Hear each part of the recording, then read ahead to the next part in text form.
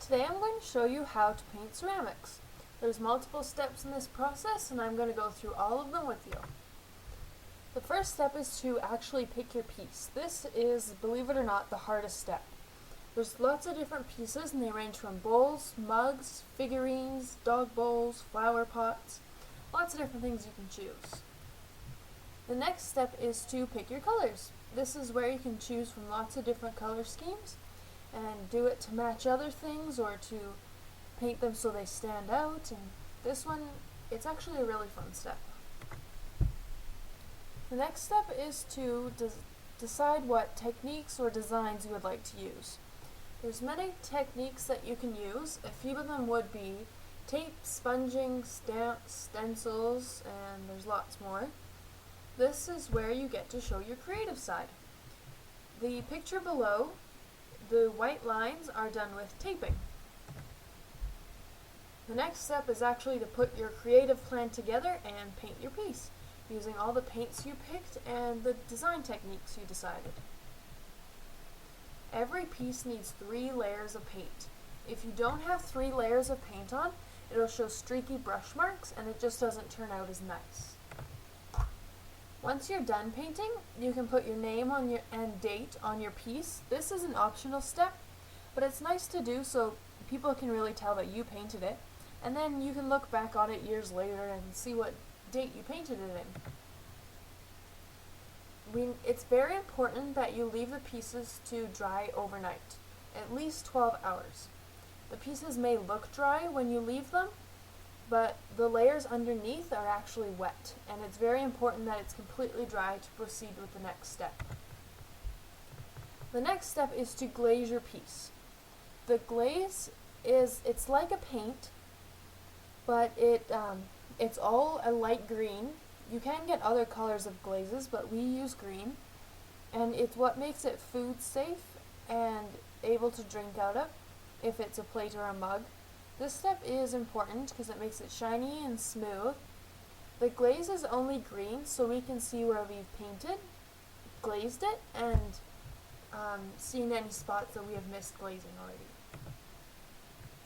We need to leave the glazed pieces overnight for about another 12 hours or more, just to be safe. It's similar to the step with leaving your painted piece overnight. Now the next step is actually loading your kiln. This picture here is a good example of what an average kiln would look like. It's made up of shelves, and everything is just stacked on top of each other, but no pieces can touch any other pieces, or it can't touch the walls or anything. This step is kind of tricky because if you drop something, it could knock lots of other things over. Finally, you have to actually fire your piece. This step is very dangerous because the kiln can get very, very hot, and the outside will get hot as well, which could burn you if you get too close. Most kilns fire for about 9¼ hours, and they get up to 1832 degrees Fahrenheit. You need to let the kiln cool down for about 18 to 12 hours. This step is very important so you don't burn yourself, and also because if the pieces are very hot and they come in contact with cold air, it will actually make them more fragile and they could potentially break easier then. The next step is to unload the kiln. This part is easy because by this time all the pieces will be cold. You just have to be careful because they're still fragile pieces to begin with and you don't want to drop anyone else's piece. The last step is to admire your beautiful piece. All the pieces look different. I've never seen any pieces the same, and everyone's are all personalized for themselves. Now here's a few more pieces that are finished. This one is an owl money box, actually. This one is a leaf bowl. It was used with the technique sponging, and that's how they got the orange and red to flow into each other and sort of combine. These are some dragons that were done by little kids, and all the colors that mixed together and created new paint colors. This is just a monster that was probably done by a 12 or 13-year-old or so. This is a plate that was done with circular sponges to make all those dots. These are canisters that were done with tape, and the elephants and trees would have been done with stencils.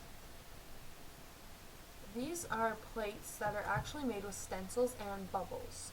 We use the bubbles by mixing water and dish soap and paint and then just blowing bubbles all over the plates.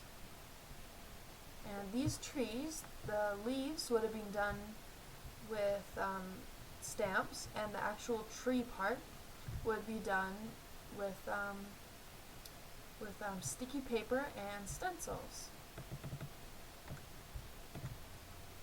Thank you for watching my video. I hope you learned something about ceramics, and we'll try it out sometime.